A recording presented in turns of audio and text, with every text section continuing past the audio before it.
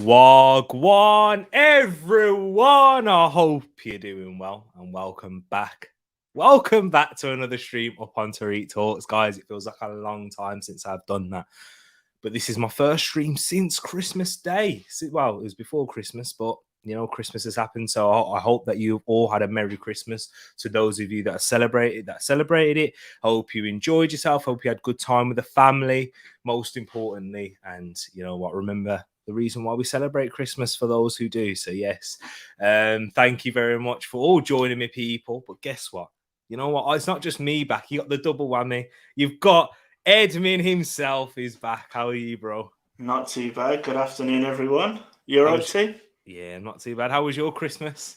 Oh, loved it. Boxing Day games at yours was a particular highlight, must admit. Exactly, it was. Yes, we were playing Being cards. rubbish at articulate was my biggest thing. Hey, you won. How many did you win? Did I win? Just the last one. I only won the last one. I won two. Get in. I was on Ali's team twice. That's all. But big up everyone in the chat. Let's go. Let's give the introduction. It's been a while. I've missed you. Look at that, Jay in the place. Yes, team, my bro. Hope you're doing well, Jay. Know how early people slap the like button, get subscribed, and stick the bell on. Ding, ding, ding. You know it, know how. Hope you're keeping well as well. We've got Why Not in the place. Big up Tur. I'm guessing he's meant to say big up T. It's right next to R's right next. I've just looked at the keyboard. R is right next to E. So I'm guessing he's saying T. Big up yourself, Maisie, as well. Big up Tereak. Love to see that. Hope you're keeping well, Maisie. Macy. Rich himself, Wagwan, everyone. He knows the intro. He knows it off by heart. You see, I had to remember it for a second then. Big up yourself, Munzie. Nice seeing you in the chat. Wilf in the place. Yo, T-Money and Tereak Talks, fam. Just letting you know, the present for Moss is in the post. So, yes. Hey, I'm wearing a gift Christmas present from Moss himself. Big up yourself. We got RJ in the place. Big up T. Big up yourself, RJ. We got B&B in the place as well. Afternoon all. Good afternoon to yourself. PM, Mr. 200. Jamie, big up yourself too. And we got Morad. Nice to see you, Morad. I caught you up on Realistic Stream. Nice seeing you. Hope you're doing well. And we got AJRTM himself in the place, getting ready for all your predictions. Make sure you do hit that like button and get in the live chat as we talk about each game. If you're new to this, I will give a little bit of an intro where the game is going to be played, the games that we're going to be talking about. Ed will then go and give the stats, records, XG, any of you guys that are well into your stats. And hey, let me just say this, Ed's doing well in the prediction league. You guys would have known that. So it does seem to be working. There is, believe in the stats, people. Believe in the stats. Big up yourself, Daddy and the Don. Nice seeing you in here as well. Big up yourself, Ed. Should we get started, Ed? Yeah, let's get stuck into it before another game gets called off. It's true, but yeah, whilst we're in the stream, as you can see from the thumbnail. And what is the first game we're going to be talking about? I think it is, you know, the big one. My boys, I'm an Arsenal fan, up against Manchester City at the Emirates Stadium. There's been news out already. Mikel Arteta is out after he tested positive. Again. So, exactly, again. So, Ed, hit us away with the stats and figures for this game. See, I'm interested to call it the big one because it's either this one or the Chelsea game, right? Is the biggest of this game week. So we're on Arsenal Man City. So the last 5 meetings don't read well for you gooners out there. 4 losses in a row with that win, I believe, being in the FA Cup. Quite a big game for the last 5 meetings. However, the form for both teams couldn't be any better. 5 wins in a row for Arsenal, 5 wins in a row for Man City. These two teams are the form teams in the league at the moment. And while we're talking about Arsenal Man City, for those nerds out there like me, the XG for this is quite closer than I thought it was going to be. So Arsenal 2.03, Man City slightly higher, 2.35, with the average goals just over 2.5 expected for this game. So the form and the XG all pointing towards a very even game, probably more even than those last 5 meetings that we talked about just. There you go. So he's been bringing up that form. I know Arsenal's record against Man City. I wasn't looking forward to hearing that, but hey, he's brought us in there. And let me bring you now with the injuries and suspension. So the team news that we have is this game is tomorrow. We do have quite a bit of knowledge. So for Arsenal, we have Takehiro Tomiyasu, who is a doubt, as well as Cedric Suarez, Ainsley Maitland-Niles, Callum Chambers. After all testing positive for the C19, so we know that's affecting Arsenal at the moment. We've got Mikel Arteta's out. I believe Steve Round isn't going to be there as well, Arsenal's assistant manager. Okay. So Albert Stuyvenberg, that's his name. He was the assistant manager for Wales and the Euros. He's part of the coaching staff. He usually wears some AirPods during the game, Ed. You've seen him. Yeah, they will come to use today. Well, tomorrow, won't they? Did not think, by the way, that guy was Welsh. I looked at him and stereotyped him. I thought he was Eastern European or something. So that's what you get. Don't stereotype people. You get it completely wrong. Exactly. Be careful. Exactly, guys. It'd be interesting to see what race. If you've just seen me, what do you think I am? Stereotypes. But yeah, it's always interesting. People always get it wrong. But anyways, we've also got Sead Kolasinac, who is out, as well as Pierre-Emerick Aubameyang, who I believe has gone to the African Cup of Nations with his national team, Gabon. So for Manchester City, Rodri, João Cancelo, and John Stones are a doubt. Can we just talk about this quickly? I think it would be rude not to, about the João Cancelo incident. Ed, have you heard about it? Yeah, I've seen it. I've seen the cut that he got, and yeah, it's just people just. I never quite understood that kind of behaviour, but just trying to take things that aren't yours is crazy. And the fact that this guy's had to basically defend his home, defend his family is nuts, isn't it? I mean, Yeah. you've heard all the stories of, like, especially, not again trying to stereotype, but the Liverpool and Everton players that always talk about their homes getting broken into back in the day when they were playing. Yeah, it's unbelievable. I'm not a big fan of the way the public treat footballers anyway, expecting them to be role models and do amazing things like Dr. Rashford's done. But yeah, this is uncalled for, horrible behaviour. Big up yourself, CM. I agree, man. It's sad to see society's just losing it. And it's just crazy. It's just crazy because we know with footballers, they are so transparent about their lives. And, you know, I think it's easy to find out where footballers live nowadays. It's not as anonymous anymore. It's quite easy for people to see because people can work it out just from things like their garden, people recording them driving home, etc., etc.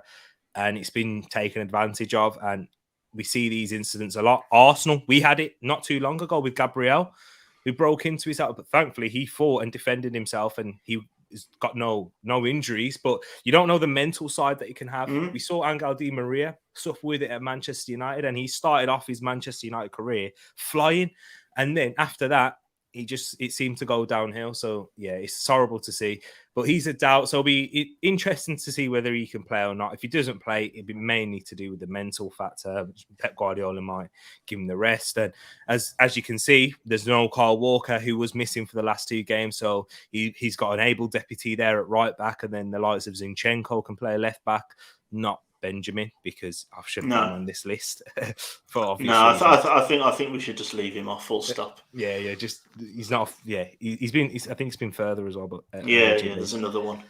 So guys, get your predictions in the chat. I can see quite a few. They have already. Let's go through theirs first. So we've got Jamie going the 4-0 City. You know, I mean, and then there's Wilf going with an Arsenal 2, Manchester City 2. Jacob said 2-1 to Arsenal. I'm Jacob. Oh, man. I hope you're right, man. I hope you're right. Look at Jay. Here we go. Jay, this Chalk is it up. Exactly. Jay, here's the 9-0. Here it is. And I don't know if he's being serious for the first time. Yeah, this one could be. 3-2 City. As long as Arsenal not whipped, I'll try and be happy. Exactly. 2-1 City. I think Arsenal could show some progression compared to the previous big games of this season. Do you agree with that, Ed? Yeah, I agree with that, and I think that's pretty much that is my prediction to go spoilers. So yeah, I'm expecting it to be closer than maybe the 9 from Jay. But yeah, I think if we look back at one of your early streams when Man City absolutely tore your guys a new one. Yeah. I think it's a very different team, very different setup. And I think there's a little bit more of the Arteta imprint on this team now. And they all seem a little bit more comfortable in the system. But I've still backed City, but it's going to be a lot closer, I think, than definitely than previously. I agree. I hope so. We've got PM. Big up yourself, PM. He's going with a 2-1 Arsenal win. He's always got to back the boys. Hey, I should take lessons. I should take notes there. 3-1 City, says Jay. And then we got any more? Moss in the place, as you can see, wearing your Christmas present from myself. From yourself. Thank you very much, Moss. He has a 1-1. Come on, Stuyvenberg. Love that. We've got Realist in the place as well. 3-1 City, sad times. Yeah, I know. I see where you're coming from there. 2-2. It's a bit of a mixture from the TTF. I think we might have missed it, but I think Jay gave us his proper one there. Oh, there we go. I missed it. Sorry, Jay. I got lost. I got lost in the, you know what, in the craziness of your first prediction. We've got this. This is what caught my eye. 3-0 Arsenal. Make my week better. Wow. That'll make everyone's year better, wouldn't it? Tell me about it. 3-1 City, 9-0 on aggregate. Oh, yeah. It's looking like 3-1 City's the winner from the TTF, I think. Exactly, 3-1 City. So, Ed, you've spoken about your prediction. Let me get into mine. I've gone with a 2-0 City. Apologies, Arsenal fans. It's just mainly looking back at all the players that are out, and I know a lot of them. If we just go back to the slide quickly, a lot of them aren't first team regulars. I mean, even Aubameyang's not that anymore. Tomiyasu being out, I think that's going to be, if he doesn't play, it's going to be a big miss for me. And yeah, I think it's going to be difficult breaking them down. Just a question on that then. So going back to that slide. Yeah. Tomiyasu, Suarez, Maitland-Niles, Callum Chambers. Who's playing right back tomorrow then? Ben White played right back against Norwich, and Rob Holding came in because what we do with that right back, because Kieran Tierney is basically a left winger. Do you see his goal against Norwich? Beautiful, KT. But we have like that right back who just sits back and defends. So more like a centre back, right? Okay. That's what Tomiyasu is. Yeah, he's been very good going forward as well. He's offered us something on the right, not the same as like Kieran Tierney, but offers us a bit more balance than what Ben White would add there. So I think we may struggle to score goals, and Man City may try and just push us over to the right, and it's going to be difficult for Saka, whoever he's up against, if he's playing on the right game against the left back, vice versa. So yeah, that's what I see really. Tereak, what about Nuno? Maybe right back, maybe subs perhaps. That would be interesting. Nuno Tavares. I'm not in these big games though. He scares me a little bit because he's still raw. His game's still raw. Do you see the mistakes that he's made against Liverpool and Man United? Ed? Did you see him? Yeah, it's a young player trying to overplay, wasn't it? More than sort of the usual mistakes. He's trying something, isn't he? It's difficult in that position to be. Not everyone's João Cancelo, are they? Or, someone that can just walk straight into a team and be a world beater. I think you have to make those mistakes to get better. I think this game might be a little bit too much for him, especially slightly out of place. I know his right foot's not bad, but out of position might not be the right time for him to come across Sterling or Grealish or whoever else is. You can face Grealish. You can do Grealish. Teabag your team, although not everyone can beat City. If you don't know people, he's a Crystal Palace fan. So he's throwing, not many people. I think you're the only team. No, Spurs. I forgot. No, Spurs at the start of the season, wasn't it? Yeah, true. Nuno beat City and got sacked. Wow. That's what you can do. True, he does have a good record against City. Very good point. But there, we spoke about that game there, people. Apologies. I hope I'll be wrong, but let me tell you guys, I will be doing my first watch along in a while on the Arsenal Manchester City game at 12:30 tomorrow. 12:30 in the UK. It'll be even earlier for people like Moss and for whoever else is watching. I know Murad is watching it from Australia. So what time would that be there, Ed? Do you know the difference? No, it's like the next day pretty much, isn't it? It's crazy. Yeah, true. Exactly. So we'll move on into the next game now. We spoke about the big one. Is it? It's not the title one, but hey, we'll see. Watford versus Spurs. This game is at Vicarage Road as Watford, they haven't been in great form of late, but Spurs unbeaten under Conte. Ed will bring you the stats and figures for this one. Yep, so Watford versus Spurs. So the last 5 meetings between these teams, we've got 3 losses for Watford with a couple of draws mixed in there. So definitely Spurs are edging the last 5 meetings. The form, like you talked about, the form for Watford is the exact opposite of Arsenal and Man City's, which is 5 losses in a row. Spurs' form, like you talked about, sort of going unbeaten under Conte, their form, I mean, they owe a lot of games. They've had a lot of games called off and postponed and other things that have been going on. That loss was against Mura, wasn't it? Yeah, this is a long time ago now, this one. Against the part-timers from Slovenia or wherever it was. So they've got 2 draws, 2 wins in the last 5 games with that loss in that Europa Vauxhall Conference League or whatever it was. And the XG for these teams, again, very similar, probably more similar than I thought they were going to be, again, like the Arsenal City, which is that the XG for Watford is actually higher than Spurs' at 1.37. Spurs is 1.25, but the average goals that these teams are letting in and scoring is pretty much 3 for this game, 2.93. So, guys, if you haven't already, start getting your predictions in for this one as well.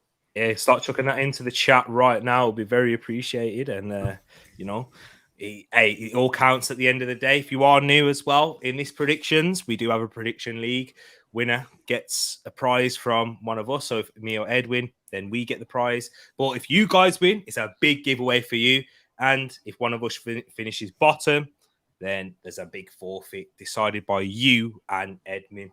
So TTF, we'll get to that at the end of the season. So make sure you do stick around and subscribe if you haven't done so already. It's a long way to go in the season yet.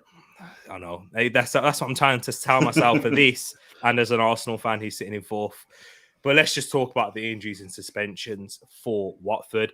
So Kiko Femenia is a doubt, so I'm not too sure, touch and go, whether he'll play this game. Peter Atebo, Ismail Assar, Christian Cabasele, Ben Foster, Quadro Bar, Nicholas Nkulu, Danny Rose, and Tom Cleverley all remain out. So Ismail Assar, probably the big name. That's the standout name that is still remaining out for Watford, which that injury could be a part of their downturn in form. Who knows? And then for Spurs, we've got Steven Bergwijn, Christian Romero, Giovanni Lo Celso, and Ryan Sessegnon, who are confirmed to be... Wow, who are confirmed to be out. Apologies there, headphone users. That nearly made me jump then. Yeah, I think there's an Amazon delivery that's just turned up at my house. There we go. Yeah, guys, if I did this downstairs, trust me, it'd be worse. I don't think I'd ever get through a stream. Mom loves Amazon. But anyways, so that's the injury news there. Does that make much of a difference into your prediction on this one, Ed? I think you pointed out, I think the only one for Watford that really makes sense that makes any real difference is that Ismail Assar. Yeah. That's a big loss for Watford. Watford are a really weird team because I genuinely shocked when I wrote down the form earlier that it was 5 in a row losses, because you just assume that they've picked up some draws and wins because that kind of feels like the narrative for Watford this year. Spurs' form has definitely improved since Conte took over from Nuno. And if you look at the 2 differences, not just in numbers of injuries and suspensions, but the important players, a lot of those Spurs players are fringe players rather than the big ones that they're missing. So with that in mind, I've gone for quite a comfortable 2-0 win to Spurs. Not a big fan of Watford and how they play personally. Big for them, though, is that Dennis has decided to, or been told that he can't go to the African Cup of Nations. Don't know if you've seen that. Yeah, I saw that news. Not too sure that would happen if it was the Euros or the World Cup, just saying. Ian Wright was talking about that as well, wasn't he? About how he's getting disrespected. Obviously, there's the issue that's always been with this competition is that it's in the middle of the European seasons, but it's still a very important competition for very important nations. It's just as big as the Euros. So I don't quite get the lack of coverage. I understand the reasons for why it's done at this time, obviously due to weather and other implications. But I think it's big for Watford maybe to Nigeria's detriment that Dennis isn't going. He's one of the signings of the season, really, for a team that are struggling. Yeah, you are right. And yes, I think Oli Salah has had more goal involvements than Emmanuel Dennis this season in the Premier League. So that says a lot. Hey, Jay, you went 3-1 Tottenham. So did I, unfortunately. I'm trying to climb back. I did go 3-1. I do think they will concede because Watford do seem to score goals. Jamie's gone with a 1-1. Jamie, I'd hope you're right, man. I hope you are right. The more drop points for Arsenal, the better.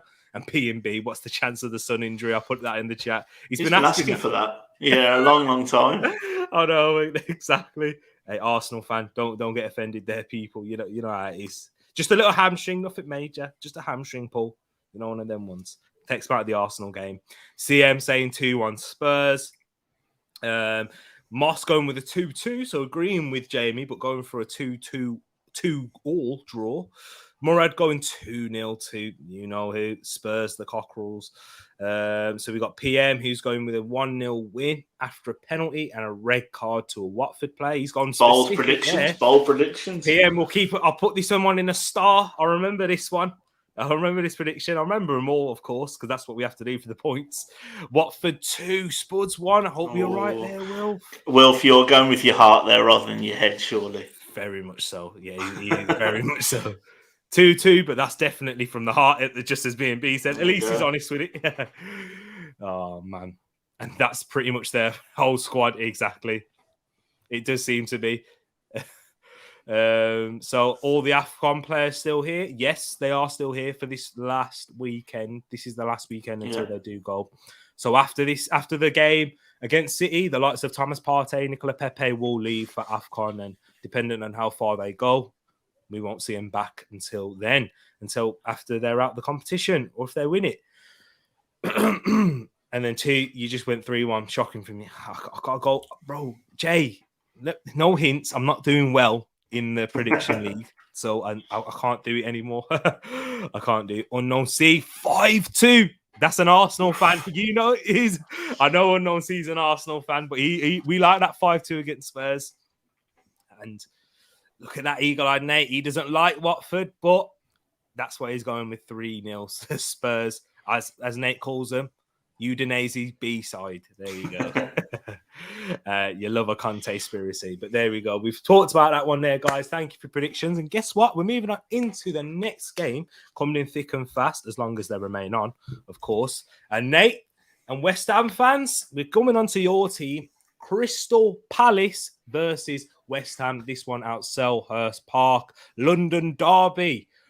Talk to me about this one, because this looks like a tantalising fixture. I'm not going to lie. It is low-key could be the game of the weekend. You know, if the bigger teams, and I say that as a Wolves fan in inverted commas, because we always know that every team is important. But if those marquee games maybe don't hit, I think this game could be under the radar, be a very good game of the weekend. Both teams play very interesting brands of football as well. So the last 5 meetings for these two read actually quite nicely for Palace, and there's Palace fans out there, Nate and Jay and Rich. 2 wins, 2 draws, and only 1 loss in the last 5 games to the Hammers. The form, Palace's form has definitely improved since that Norwich win. It's amazing how much a win can make that form, those W's, L's and D's look a lot better. So their form is 2 wins, 2 losses and a draw in the last 5 games. The West Ham's form, their win in the last game actually booked the trend of some losses and some and there should be 2 draws on there. I think no, I haven't. There's a draw and 3 losses there as well. So based on the form, it's very, very similar, with maybe Palace just edging it with that extra win. And the XG, another interesting one, close again. Palace expected to score 1.4 goals. West Ham 1.68, and the average goals 2.65. And Palace fans, if you haven't already, get your predictions in, and interested to see what you're all saying. You're on mute too. Sorry. It looked good though. There was a lot of hand movements. Oh man. Sorry there, people. You probably enjoyed that a little bit more, me being on mute. But big up yourself, Arsenal Vlogs. Nice seeing you up in the chat. Let's go into the team news here after Ed's brought you the stats and figures for this game. And as you can see right there, Joachim Andersen is a doubt. He's a doubt for this game. Ocean Roberts was talking about Anderson and saying that he's struggling with a bit of fatigue after not long coming back and playing 2 games in a short space of time. So that's going to be interesting to see whether he plays in this game. We know how important he is. Crystal Palace fans, you know how important he has been. And when you've missed him, when he's not been playing, you have really missed him.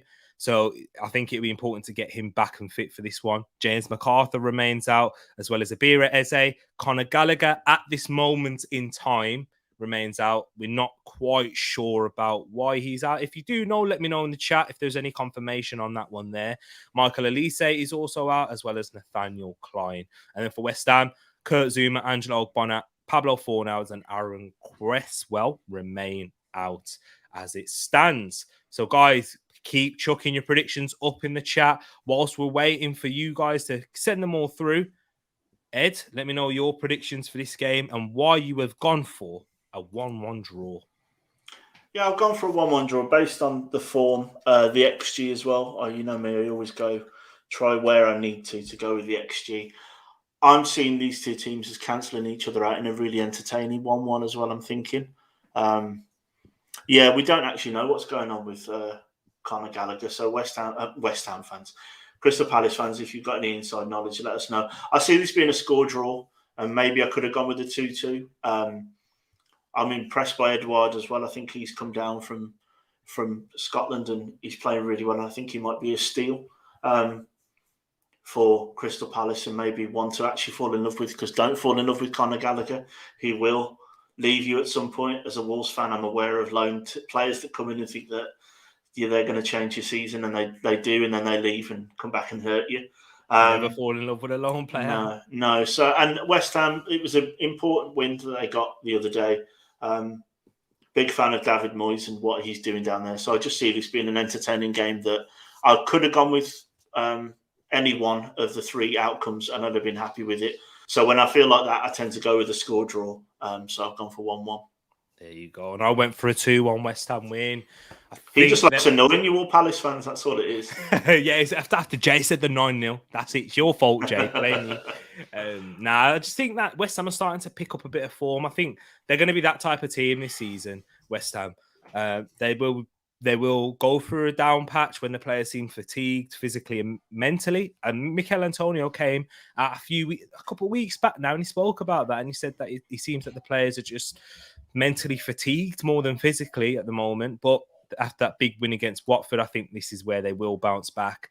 Crystal Palace missing important players like Conor Gallagher, which helps a lot in their midfield. James MacArthur, that combative midfielder with a lot of tenacity, as well as Gallagher does. He's very much an all-rounder, not just going forward. He's scoring the goals, getting the assists, but defensively, that's how much of a wonderful player Conor Gallagher is. And I feel that they will miss him in this game. You're not going to miss him against Norwich because, come on, I mean, only Wolves can't beat Norwich, and that's saying something. We didn't even try to win that game. That's the most embarrassing part of that game. Exactly. So yeah, that's the reason for my prediction. But now it's time to get into yours. I've got them all starred up in the chat right here. If I miss any, Ed, just let me know and bring them up. Yeah, we'll do. So we've got Jamie and Murad going for a 3 or 6 goal thriller in this one. Hey, if that one comes off, you both deserve it. Because that's going to be crazy if that happens. I would love it, though. Don't get me wrong. I want to see goals in this game because it is the evening kickoff. So I will stick it on the telly for whatever I'm doing. West Ham are on the ropes. 3-2 Palace. Interesting there. The big one, 2-1 Palace. We've got 3-2 Palace again. Eagle-eyed Nate and Creambone Wilf agreeing with each other. And then we've got 2-2 inconsistencies to continue for West Ham. And he's going 2-1 to Palace, I'm guessing. Interesting there, people. So what's the chat saying here, Ed, in terms of the game? Well, I think it's been swayed by the obvious Palace bias we've got. I think it's a 2-1. I think there's been 2 or 3 2-1s. So I think they're going with the Palace win 2-1. So this one will check the predictions league will be changed by this game because I think we've all gone for something different. Yeah, we have, because I'm counting. We've got 1, 2, 3 draws, and we've got 3 Palace wins. Yeah. So, who's got the deciding one? It's Moss, as always. It's 2-1 Palace. There you go. It's agreeing with you. So, there we go, people. Looks like the TTF have gone for 2-1 Palace, but you still will get a shout out, Jamie, Morad, and Eagle Eye Nate. If it does end up 3-2 B&B, you will still get one because we'll remember these. At the end of the weekend, what I usually do, I'll go back, watch these videos, look at the live chat, and I'm like, yo, here we go. Because Paxton, he was the one. He got the only correct result for the last one, and that was the 3-1 to Chelsea against Aston Villa. Big up yourself, Paxton, if you're watching this later. I know you're not in the chat now, but he got that one spot on. And so far, do you know what? I might add a little something. I'm gonna have to do counting back. I'm thinking for the people that get the most correct scores, do a little giveaway for that because that's mad. I know Paxton's winning so far because he's got 3 off the top of my head. Big up yourself, Farhan. Nice seeing you. I met you, Leicester fan. Big up yourself. Thank you for coming in. And big up yourself, Ryan, as well. I was seeing you just come in too. And a big up everybody in the chat. You know, I've got a lot of love for you all. Don't forget, smash that like button if you haven't done so already. So we'll go on into the next game. And this is the first of the Sunday games. There's quite a few happening on Sunday. And it's Brentford versus Aston Villa here at the Brentford Community Stadium. Interesting one here, Ed. I'm looking forward to hearing the stats and figures and records for these sides because I'm not too familiar with Brentford's. I know Villa have had a good run, so hit us away. Yeah, so for the Brentford Villa game, as we've said all season, if Brentford and Villa hadn't played each other in the Championship recently, we'd have been going back to the 1950s for the form for these two teams. So don't really read into that. These are all Championship meetings from a good few seasons ago. The form, Brentford are on the back of 3 losses with a win and a draw. And Villa's form is a lovely pattern of a loss, a win, a loss, a win, and a loss. So if you're going on patterns, they're due a win. With the stats for the nerds out there like me, the XG is, again, very, very close, 1.25 for Brentford. I think that is testament to the fact that they do create chances when they do their good ones. Villa's is slightly less, 1.16, but the average goals sort of going quite nicely with those as well, expecting just under 2.5 goals. This maybe Moss is for one of your bets of both teams scoring, possibly, based on the stats. Looking like what XG saying about a score draw? Is it saying there? Yeah, that is what it's saying. Interesting. And here's the team news, and I think this might affect your prediction. So people, I know I can see yours already. You've gone in the chat, but I will allow you to change them after seeing that team news because look at Brentford's team, people.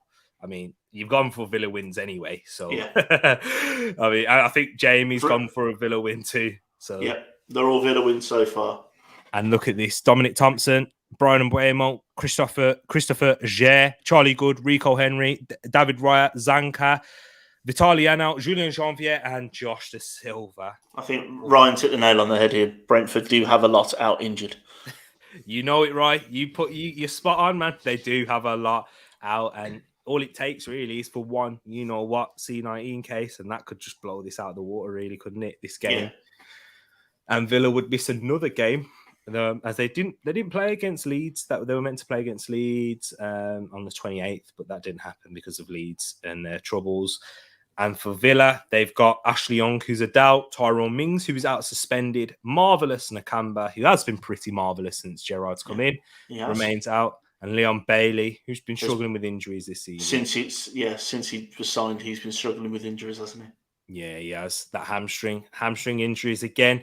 It's not uncommon though, is it, for players that come outside the Premier League into this country? The likes of Thomas Partey, Man United fans, Rafael Varane, happens a lot.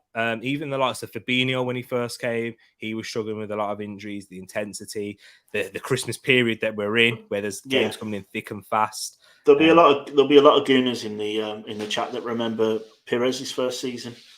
He was a liability. He was terrible, and then look what he turned into. So sometimes the stereotype is that maybe people who come from different leagues don't quite underestimate maybe what the Premier League's about, and it is a bit of a stereotype because you've seen more than not that actually just come in and smash it. But sometimes it does take a while. Yeah, it does. You're all right.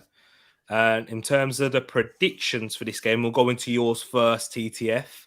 And I think it's a whitewash all Villa.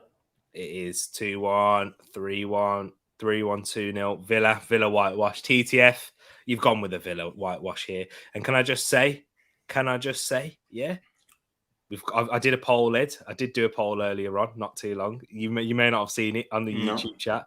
Let me try and find it now. I said, who will win the Predictions League? 40% went with Edmin, 30% went with Tereak, and 30% went with the Tereak Talks fam. So you guys, interesting results there. We had 10 votes. So all right, I didn't see that at all. I must have missed that. You must have missed it. I did it on the sly. Sorry, I just thought I'd get the people guessing, and I think you've got a bit too high on me, TTF. Apologies. Yeah, you have. Yeah, I think. Did you vote for yourself too? That's what I was going to ask. I didn't vote.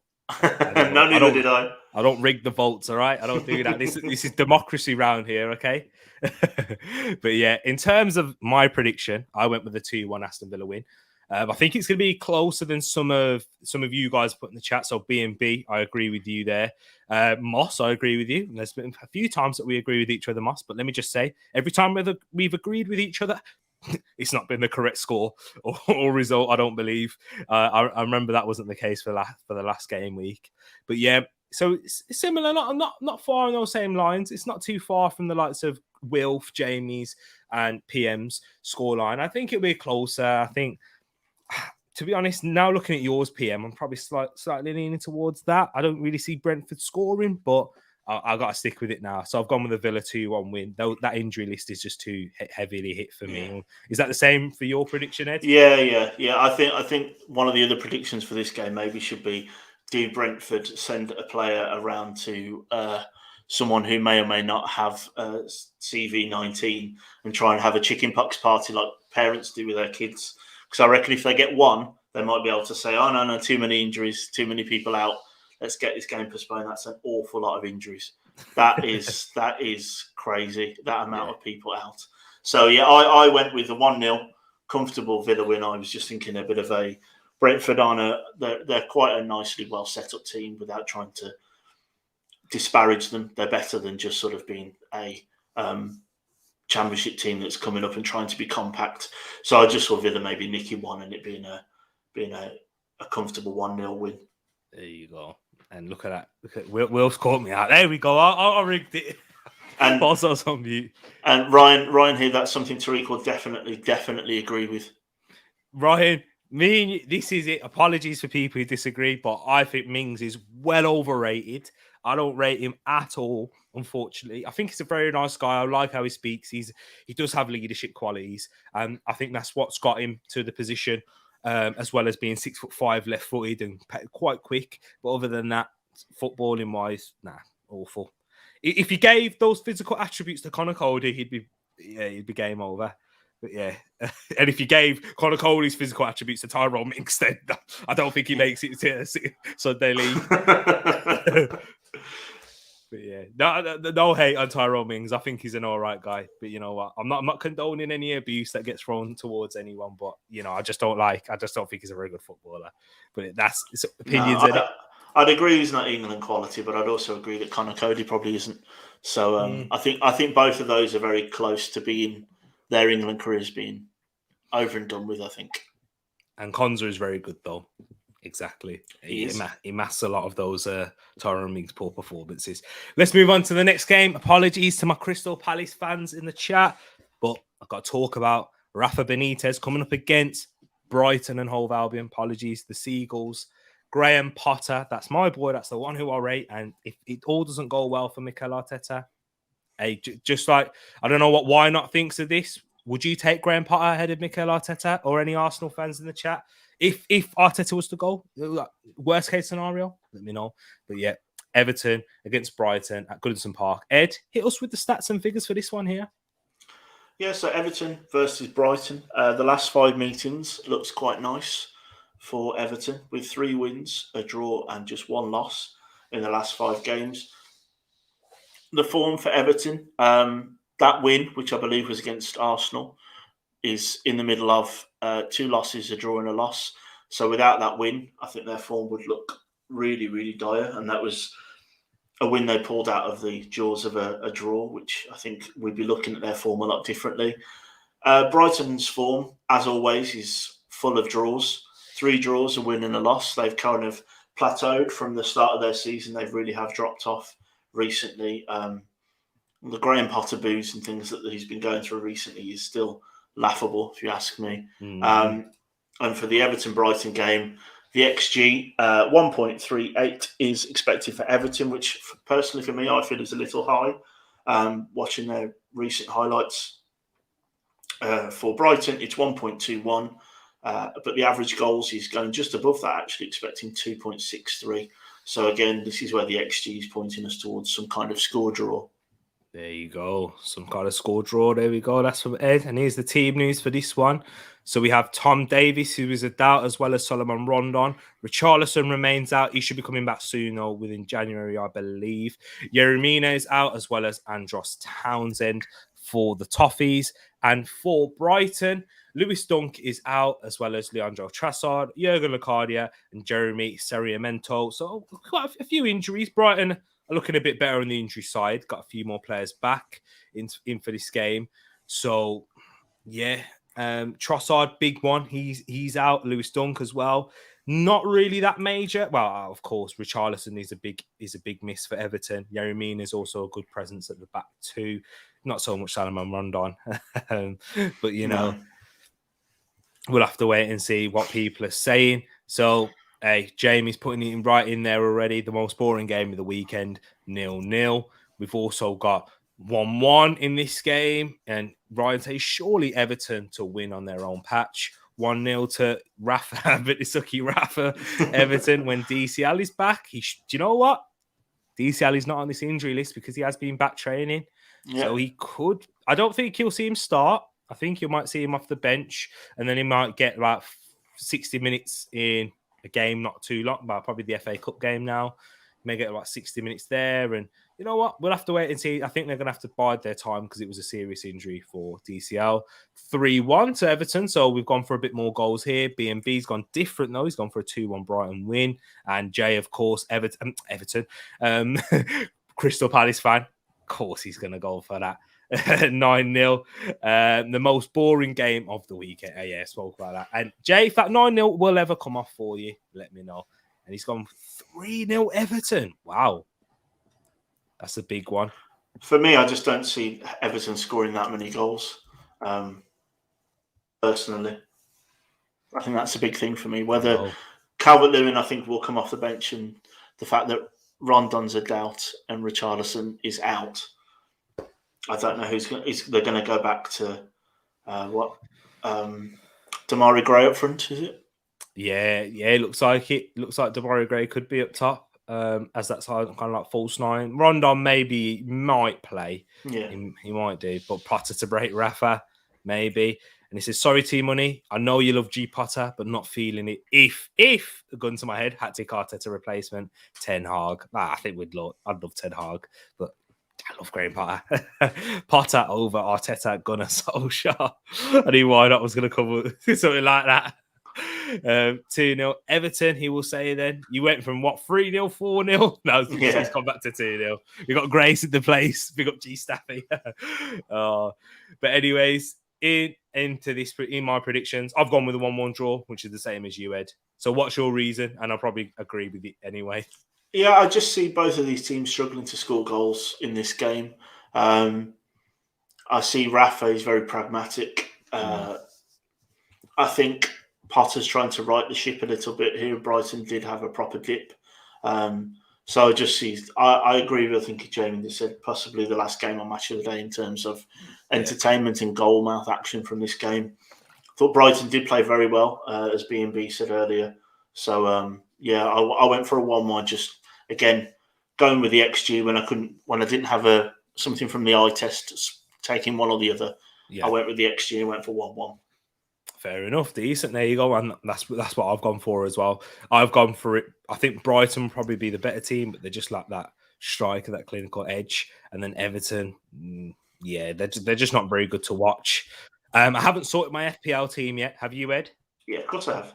Oh yeah, you see, he's I'm ahead. organised. I'm admin. I've had a very good few weeks. I've caught Tereak up. That's probably why he's probably on the ropes a little bit at the minute. No, I'm cool. I'm still looking up, not down. All right. Yeah. I'm I- only 20-something points. About a week ago, I was almost 100 points behind. It's only 20-something now. I've had a very good couple of weeks. Blame Salah missing a penalty. That's who it is. They're playing safe. Yeah, they are playing safe. FPL, I have no idea what to do anymore. Who knows? So apologies, man. I'm sorry. Apologies right there. Can't say that B word. But that's it. I won't say it anymore because we're going to move on. All right, we're going to move on into the Leeds versus Burnley game. If it does go ahead, this is probably one of them ones, Ed, that I'm kind of thinking it will be along the lines of Everton Brighton. So I've just said it. Everton Seagulls in terms of a boring game. But hey, we'll have to wait and see. Hit us with the stats and figures for this one at Ellen Road. Potentially, I think Leeds have always got the opportunity to be exciting, either by being really, really shocking at the back or players like Rafinha doing some interesting things. So, last 5 meetings between these two northern teams, we've got 3 wins for Leeds, a draw, and just 1 win for Burnley. The Leeds form is not great. 3 losses on the bounce with a draw and a win. And Burnley's form, very similar to the form of Brighton that we just talked about, full of draws with a couple of losses in there as well. Although I think at what points in the Man United game they did look all right, but they were very soundly beaten in the end. And the XG for this game is the first one with a team not predicted to score a goal, which is Burnley at 0.97. Leeds' XG is 1.67. I think that's been helped by a couple of penalties in recent weeks where the XG numbers shoot straight up with the average goals for this game of 2.67. There you go. What we got here, and in terms of the team news, we have, look at this right here, injury list. Not as big as some, but yeah, I have to get rid of it so I can read it because that's how long these injury lists are. So we've got Diego Llorente is out, as well as Patrick Bamford, and then the ones who are out is Liam Cooper, Calvin Phillips, Jamie Shackleton, Rodrigo, Pascal Strauch, and Charlie Cresswell for Leeds. So their injury list not getting any easier, is it? Is it, Ed? No, they've been. Well, we've had to move things out of the way for them for about a month now, and it's just getting worse and worse, isn't it? It feels like. Yeah, exactly. Because like Calvin Phillips, he's been out for a while, but Jamie Shackleton's now injured. Strauch picked up an injury not too long ago. Rodrigo's been out for a little bit now. Diego Llorente's a doubt, and he's been there, probably only like rock at the back, really, if you can say that for Leeds.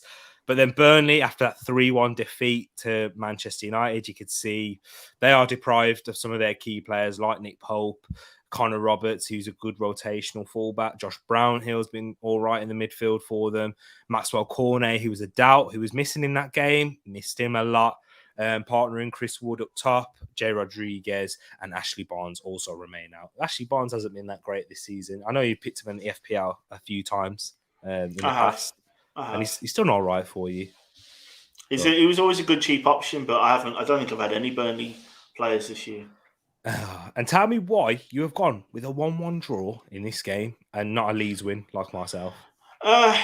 Again, I think it's the Burnley Sean Dyche thing. The injury list for Leeds is bad. Burnley can stink up any game. I thought in parts yesterday, was it yesterday they played Man United? They looked all right. I just see this game sort of both teams need points. They might be a little bit too risky to try and get all 3, and therefore it'll default out to a draw is where I'm going with it. Fair enough. I think we've got a few draws in the chat already. PM's gone with the 0-0. Yeah, Ryan Moss has gone for a 2-1 to Leeds. Yeah, Ryan and Moss agreeing with me with Leeds win. Then we've also got, he's gone for a draw. Jay has, and he's gone, is this a must-win for each team? I'd say yes, but he's gone for a 2-2. Burnley to take some massive points. So B&B back in Burnley there. That could be a tongue twister. To come. Key players injured for Leeds, as always. Yeah. I know. And Burnley EDLFC after that whole incident there. But do you know, speaking about that, just quickly, I respect Ben Mee for how he spoke about that issue. Very, very, yeah. He came out of that so well, didn't he? So well. Exactly. And there you go, 0-0. Jamie's also gone for Jamie, man. You've gone for some boring results, but you might be right. You might be right, Jamie. Hey, I can't say much. I'm not doing too well in the predictions league, but just to quickly on this game, it has been postponed. Am I right, Ed? Yeah, this one's off. I think it's mostly Newcastle, I believe, with a few of the whats and then a raft of injuries. Yeah, so no point talk. If I could put a big X on this one, I'd put it on right there. Big X, this game's not happening, so we're going to skip through that. And the penultimate game of the weekend, and now Jamie, this is what you're here for. Chelsea versus Liverpool. Ed, let's bring us the records for this one, the stats, the XG, everything for this big title clash at Stamford Bridge. And before you do that, Ed, can I just say, do you agree that the loser's out of the title race? With the way Man City are, yes, possibly. I think there's a lot on this now. There's 3 points in this game is going to be a big swing for both of these teams. And Man City are doing what Man City do, that machine-like, just keep going, just keep collecting points. So, yes, I'd say so, especially with both of these teams busy in Europe and the cups that are going to come up as well. So, yes, I think so. And that's it. And for Liverpool, AFCON coming up. But Ed, here's the stats and figures for this one. You get a nice little solo one for this one. Oh, nice. That means he's doing something, people. It's not. I'm still here. So the last 5 meetings in what is going to suggest is going to be what Sky or BT, whoever's got it, are going to big up from 3 hours before kickoff. Last 5 meetings, we've got a draw in the last game, a win for Chelsea, 2 wins for Liverpool, and then a win for Chelsea 5 games ago. The form, Chelsea's form, you've only got to read your BBC Sport app to see Thomas Tuchel's not being very happy with comments about Lukaku and other things recently. Their form, they've got 3 draws and 2 wins, so they're unbeaten in 5. And Liverpool's form is 3 wins, a draw, and a loss in their last game against Leicester. And the XG for this big game of the game week is Chelsea 2.09. Liverpool's actually higher with 2.45. And the average goals going against some of Jamie's predictions this week. This one looks like he's got some of the goals from the Burnley Leeds game. Almost 3.5 goals expected for this game. And we've got a lot of comments to cover off as well in this one now. For real, I've starred quite a few people. So, but before I even go into the team news, you did mention something in there, and I've seen Ryan mention it and put his thoughts into it. Let's talk about that Lukaku interview, Ed. What's your thoughts on this one? Well, firstly, is he speaking Italian in that interview? I presume he was, because he was speaking to Sky Sports Italia. I also think sometimes some of these non-English speaking players put all of our players to shame with the amount they can pick up languages and stuff. I think what Ryan said there is strange. It's a strange interview, isn't it? It's an interview that used to happen a lot in the 90s when like football players and early 2000s before the internet really kicked off, where they'd speak to like the Sun or the Daily Star or whatever tabloid publication of their old country and just assume it wouldn't come back to them.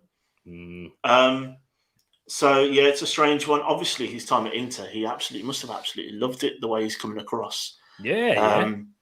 Obviously, he loved Italy, but I think it's probably disrespectful to do it right now. I think it's 100% disrespectful. I think the way he spoke about Chelsea, the team that, remember, he dreamed of playing for when he was like a teenager and came over from Belgium, and all the other stuff that got peddled when they signed him, re-signed him, and finally gave him his chance. If I was a Chelsea fan, I would not be impressed that our marquee signing and our number 9 is talking about his old team like an ex-girlfriend and you've married your new one. It's like he's still pining after the ex. Yeah, and it's a lot of things that he said. I mean, he's not hiding it at all. He said, if they would have offered me a new contract, I'd still be in Milan right now and doing this interview with you there. Smiling afterwards as well. Fabrizio Romano really put the emphasis on that, as he put it on Twitter. But it's just disgusting. And this is what he says to me for footballers. Like, this is Lukaku, who's meant to be a Chelsea fan. When he said in that interview. That's what I mean. Because I'm a Chelsea fan. But this is why, I'm sorry, Chelsea fans, I'm not going to tell you what you should feel. But for me, if I was a Chelsea fan, forget Lukaku now. Like, yeah, he may win us the league, etc. But yo, I'm not having that affiliation with you because your heart doesn't belong with the club. Players and managers come and go in football, but the fans and the club remains the same. And if you're showing outright disrespect like that, then I'm sorry, like, you're not important anymore. Like, do you know what I mean? If at least do a Diego Costa. Like, we know Diego Costa, he really enjoyed his time at Chelsea. I don't think he loved it as much as, as people thought when he was in there playing, because of the way he played and how successful he was. But when you're there, you've got to give it like your all, haven't you? You've got to make it seem like you're fully invested. Whereas this £100 million outlay has been made by the club, whether Thomas Tuchel wanted him or not. How he's talking about the system situation doesn't seem like he did. But you cannot be coming out talking about another club like that, whether it was a great time or not. It could have been the best time of your life, but not right now. After your career, maybe you talk about all them things, or, I just think it's completely disrespectful. Yeah, and I think we always talk about footballers and that they don't necessarily see this the way fans do. But if we take that out, this is his job. You don't move from one job to another one and just constantly talk about how good it was at the last place you worked, because you move for a reason. He moved because Inter needed the money. He moved because he wanted to go back to Chelsea and prove the British press wrong as well about how they railed on him, didn't they, when he was at Man United, and people were joking about his first touch and all the other things. Mm-hmm. And so it's disrespectful. It's uncalled for as well. It's out of nowhere as well. Exactly. Why is this? Why is he doing it now? It's out of order. CM's right there. And Murad, who was a Chelsea fan, this is pretty much him quitting. He needs to bounce. There you go, Murad. I can totally understand. I agree. And I'm putting myself in your shoes here. And if that's one of our players doing that, I think AJRTM, big up yourself, man. He said to me earlier, he said, what if Aubameyang said that? I would have been crazy. I'd have been like, nah, go, bounce. But that's why I got respect for Aubameyang, even though he doesn't seem to respect the manager's rules and stuff. But he's never come out and he said anything like that. And he's made himself like love the club, fall in love. And that's what it plays on your heartstrings, though, doesn't it, Ed? Yeah. Football. Yeah. Well, the thing that we have is that as fans, you put yourself in their position and you think, to play one game for whatever club, any club in the Premier League, would be like a dream come true for 95% of all football fans, maybe 99%, and you don't get it, and it's just not. I think I've just seen Jamie's point there. That's exactly what I was talking about. It's like being at your own wedding, but then saying your previous girlfriend or previous whatever partner was better than what you've settled for. Exactly. It's ridiculous. I just don't know what you say. I just don't know how you do that. But this is what Ryan says, isn't it? A coincidence at the moment Chelsea drop out the title race and City become 8 points clear. This comes out. And he also says this. He hypothesizes if Welbeck doesn't score. My guy, by the way, Welbeck. Danny Welbs. I know Wilf in the chat. You love him as well. Danny Welbeck. Yeah, Ed and Wilf, you get along on that one. Ed's loved Danny Welbeck for a long time. Doesn't equalise for Brighton. I think this interview never gets aired. Do you think that? I think it probably still would get aired. No, because this is still news, isn't it? This is a scoop and a half. This is a hot take and a half, isn't it? This can fill. Get leaked. Yeah, this can fill YouTube channels, athletic articles that are 45 pages long, podcasts. This is enough to do a podcast on it by itself because it brings up everything, doesn't it? That's where the analogy came from. It came from anecdotal experience from Jamie. Oh man, that's killed me. That tickled me. But guys, get your predictions in the chat right now. Yeah, this is going to be an interesting one. I think there is some that if you have already chucked your prediction in, can you just do it again, please? Because we spoke a long time about the whole on Lukaku. Yeah, We've got a Lukaku for a while, to be fair. So let me talk about injuries and suspensions for both sides. And just Christensen's a doubt after picking up a back injury in the last game against Brighton. Ruben Loftus-Cheek is also a doubt, touch and go, whether he'll be fit enough to come to this game. And if he does, I think he'll probably make the bench anyway, because the likes of Kovacic and Kante may start. Who knows about them as well? Timo Werner, also a doubt after illness. And Reece James, we know he's out. Not too sure how long he's out for yet. Ed, have you heard any news on how long he's out? No, it's a doubt everywhere I've read, because I'm looking at him for FPL, whether I keep him in or not. Exactly. There you go. And then we've got Reece James. Well, I've just said Reece James. Thiago Silva, who is out, and Ben Chilwell, who looks like he's going to be out for the remainder of the season. Yeah, it's not a good one. Picking up surgery. So both wing backs for Chelsea, and we know how vital they are out for this game. And I've got some of the predictions starred. So keep chucking them in. I can see them now. I can see the ones that you've chucked in. So just make sure I don't forget. We've got Eagle Eyed Football's gone with a 2-1 Liverpool win. Murad going for a draw. What do you, just quickly on this one, what do you think? A draw, does that keep them in a title race, or does it put both teams out? It doesn't put them out, but it's the Man City machine will continue, won't it? Then, but we're talking about this like Man City are going to beat Arsenal. It's not a foregone conclusion, but I think those 2 points, if Man City do beat Arsenal, then they're not out of it, but it makes it harder. Makes it harder, doesn't it? Yeah. And I'm not a big fan of Chelsea, so AJRT, I do apologise. When I was growing up, you were pretty much a nothing club, so I still have that in my heart somewhere. I think so, Wilf will love that there. Wilf will love that little shot at AJ. But we got a 2-1 Liverpool win from Jay. We got 2-1 Liverpool for the Runners-Up Cup. 3-1 Liverpool. That must hurt CM to say that, but hey, he's gone for the prediction league. Don't blame you. Gabriel, a better bounce than Cancelo. Talking of boss. Hey, he didn't get attacked. Neither of them should have to be their own bouncer. That's the point. Yeah, it's true. Head, heart, and cashed in by 3 wishes for a Liverpool 3-1 win. 1-1 draw realistically. And he says Thiago Silva's back in training, so he's hopeful. Big up Mr. Joel. Nice to see yourself, Joel. And he's gone 9 man each. Nil. Liverpool won't bang us 3-1. He's talking to you there, Wilf. He's talking to you there. And what have we got in the chat? We got others. We got 4-2 from Jamie. B&B that put that one from earlier. And then we've got do I put Salah in the FPL this week? I wouldn't bother doing that. All right. I wouldn't. He's leaving. And this game, it's not going to be a high chance for Salah to go and score. I don't think he's got that great of a record. I don't know if you'll be predicting that now, because if that doesn't, Jay, don't listen to me about FPL. So that's all I'm saying. We've had this discussion before, Jay. But you can listen to me. I'm doing not too bad. I'm better at FPL than I am at predictions. I'll just say that. But good evening to. I hope you're having a happy New Year's Eve to everyone else as well. Got a little message for you all at the end. So we'll get there. But yes, guys, if you're watching this later, make sure you do put your predictions in as well. It'd be very much appreciated. We'll still take them into account when we come and do the TTF scores. So yes, people, hit that like button if you haven't done so already.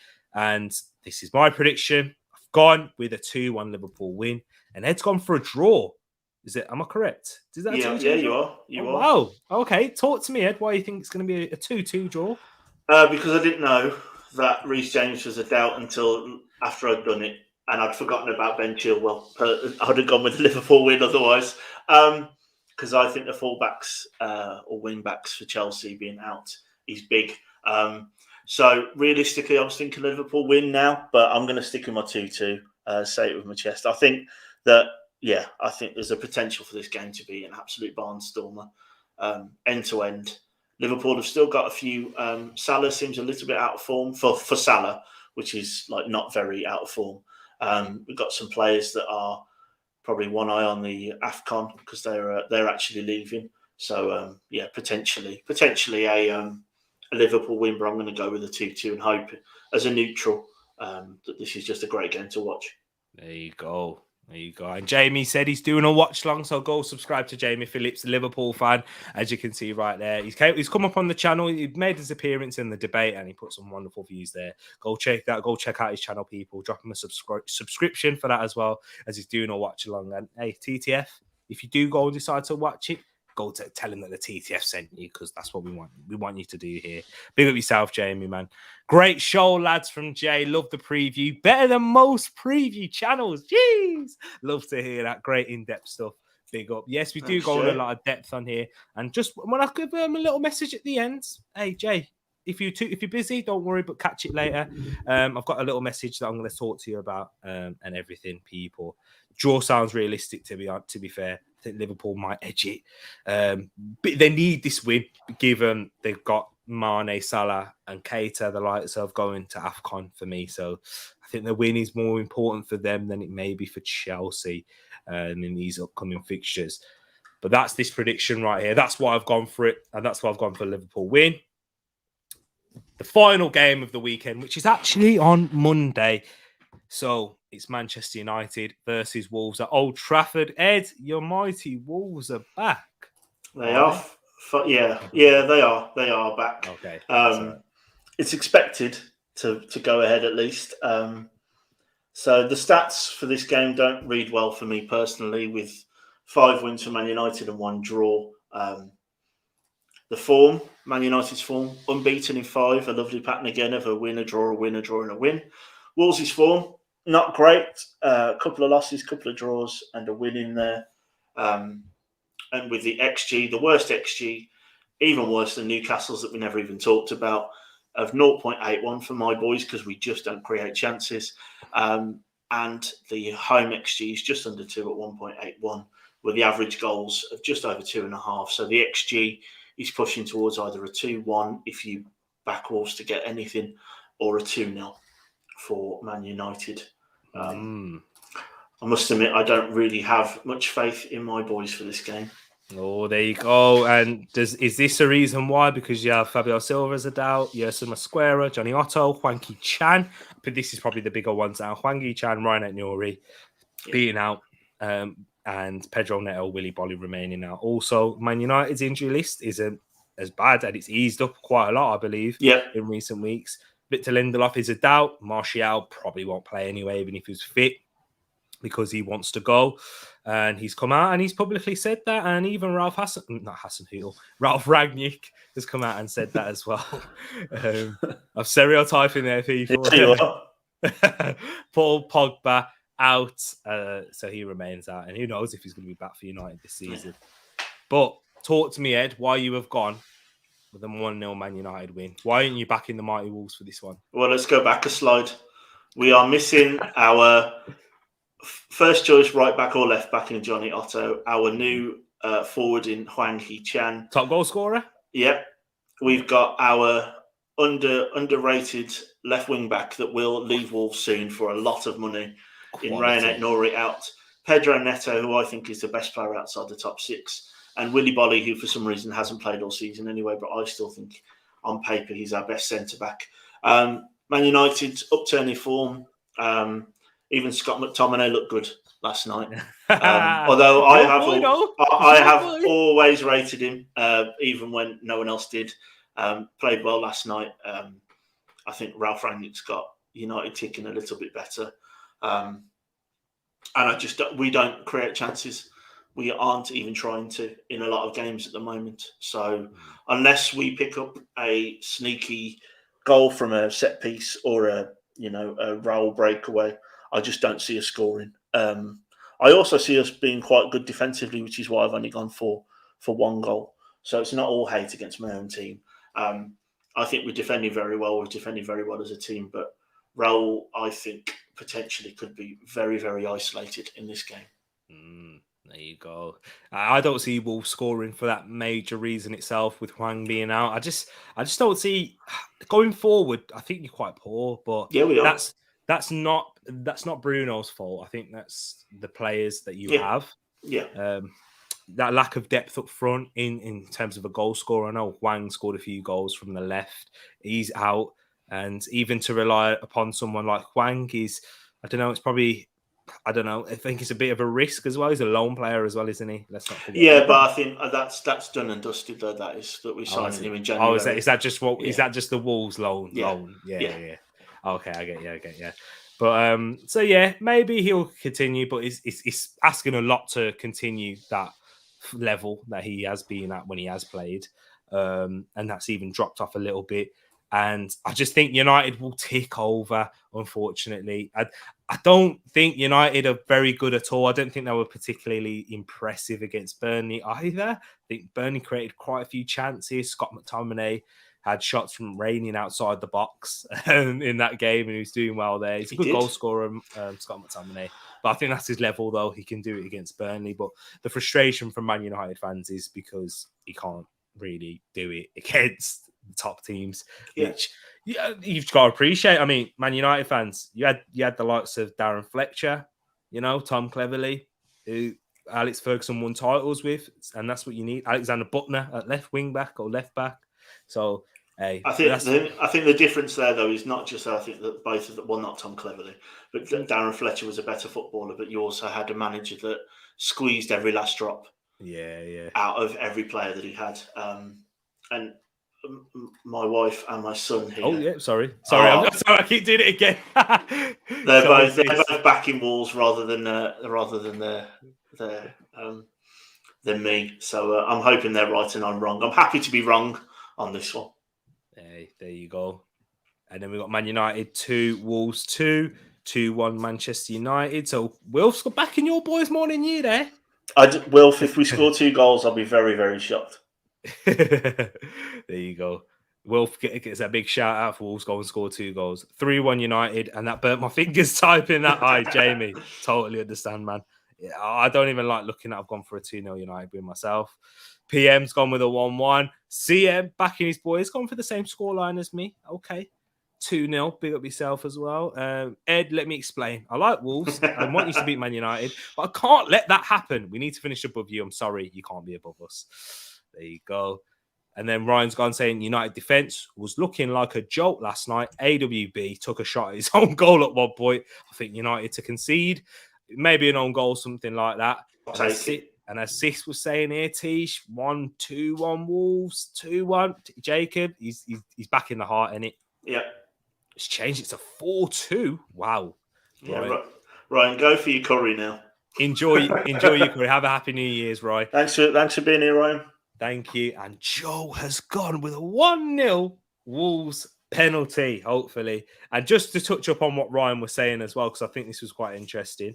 You know what? The PIF, who have taken over Newcastle, are allegedly about to take over Inter, which could be the timing for that Lukaku interview. Exclusives here. Big up yourself, Ryan, man. Enjoy that curry. And big up to everyone else in the chat as well, locked in, because there's one more thing that I need to show you before I go into my little message at the end. That is the predictions table. 57 points for Edmin, 51 for TTF, and 46 for Tereak. So I'm gaining on you. Not you, really, but TTF. I was 30. I've gained 2 points from the last. You did well, didn't you? Yeah, I've gained 2 points on all of you. I think I gained 2 points on Ed, and I think I gained 3, but an extra point on TTF. So yeah, I'm getting there, people. I was on 13 behind Ed, now it's 11. So 2 points. There you go. Gain 2 points on Ed, 3 points on TTF. Quick maths. I had to say it about 50 times. But yes, people, I just wanted to also say Happy New Year to everyone. Thank you so much for everyone who is up in this chat right now. You make this worthwhile. You make it so wonderful to do. I've missed you guys so much. Spent a little bit too much time relaxing and doing some work as well. Yeah, I've had to do a lot of work because my manager's been out on holiday. So I've had to cover a lot of things, dealing with the phone calls. Even during the stream, having a look at texts and those things. So yeah, thank you very much to everyone for all the support you're showing. And into the new year, we're going to be just improving. There's a lot more that we want to do on this channel. Me and Ed, me and Tish as well. Me, Ed and Tish. This is the behind the scenes that really gets spoken about. We've discussed last night what's going to happen in terms of the channel. So stay locked in. Go check the link in the description. Follow all the socials, especially Instagram, Twitter, TikTok. I've got a TikTok account that I haven't uploaded onto yet. Snapchat, you name it. We're going to try and be as present as possible. So people, thank you very much. And we're going to improve the quality of these streams, and it's all thanks to you guys. So thank you very much. I hope you all have a happy new year. I wish to all of you a lot of success and most importantly, good health as well. Is there anything that you want to say, Ed? No, it's been a privilege to do the previews, and I'm looking forward to doing them in 2022. There we go. 2022, people. Make sure you go and enjoy yourself. Have a happy new year. Hey, it might be a new year already in some places. Am I right? In the Far East? Is it? Yeah, that way is, yeah. yeah. So anyone watching, if you are watching after and later, happy new year to you all. God bless you all. Thank you all for joining in, and I will be here tomorrow in the new year in 2022 doing a watch along for the Arsenal versus Man City game. 12 o'clock, come and join me up on Tereak Talks. Thank you once again. Love and peace to you all, and big up yourself, Ed, as well. Big up yourself, Rich. Thank you for all joining. Hey, look at Wilf right there showing some love. Happy New Year, Team Money and Tereak Talks fam. You all my year a ton happier. Love one another. Big time, exactly. Love you too, man. Love you all, people. God bless you all, and take care and peace.